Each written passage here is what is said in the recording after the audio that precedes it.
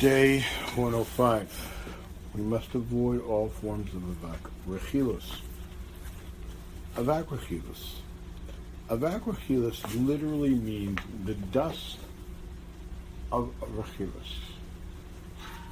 Are statements that are not actually rechilos but contain some aspect of rechilos. In the segment, the Chavrusa offers 3 examples. Implied rechilos. Mishnayos tells Menachem, I asked Ezzy about that incident you were involved in at recess the other day, but he wouldn't talk about it. He said, I decided I'm not going to tell anyone what Menachem did. If there will be any repercussions, you'll hear about it. Ezzy's words are, as reported by Nisano, do not contain anything negative about Menachem, but they certainly imply that Menachem did something wrong. Therefore, such a report is liable to cause Menachem to have bad feelings towards Ezzy. Nisano should not have repeated Ezzy's words. 2. Seemingly obnoxious statements that will irritate someone.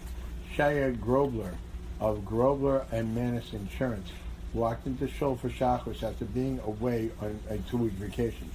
The first person he met was Rabbanko, a friendly Jerusalem fundraiser who was on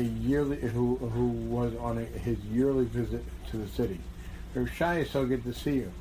You and your partner, Yecheskel Manis, are my 2 best friends in the city. While you were away, Rabbi Yisroel gave me a check for $2,500 from your firm's charity fund. It's the largest donation your firm has ever given us, and the largest one to date that we've received in the city. Thank you, and may you be blessed.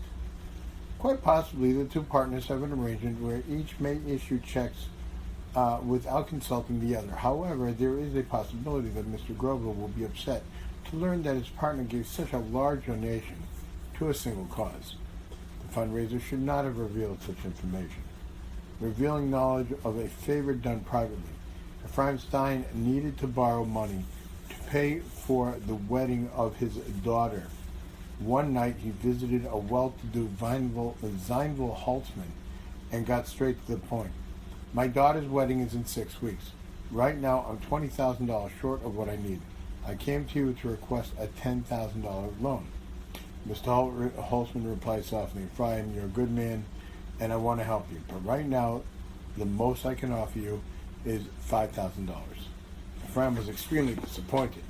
Without thinking, he blurted out, but Yankee Sturber told me that for his daughter's wedding, you lent him $15,000.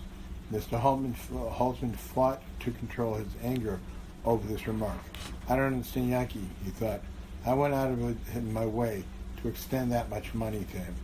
And then he goes and tells others about it, and now I'm having trouble because of it. Talk about gratitude.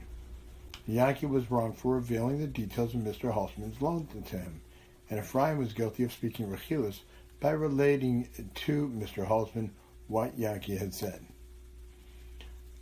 In a nutshell, we must avoid all forms of avak rechilos. Day 106. Never repeat a statement to someone that is not derogatory but may offend him a bit. Never reveal a secret told to you in confidence. Sensitivities and secrets. The Torah relates that Avraham Avinu and Sarah Imenu were visited by 3 angels disguised as wayfarers. During their visit, one of the angels informed Avram that in 1 year, Sarah at age 90 would give birth to her first and only child. Sarah heard the angel's pronouncement and she found it difficult to believe. And Sarah laughed to herself, saying, after I become old, my youth will be restored and my master, Avram, is old. Hashem was not pleased by Sarah's reaction, and Hashem said to Avram, why did Sarah laugh, saying, can it be true I will give birth after I become old?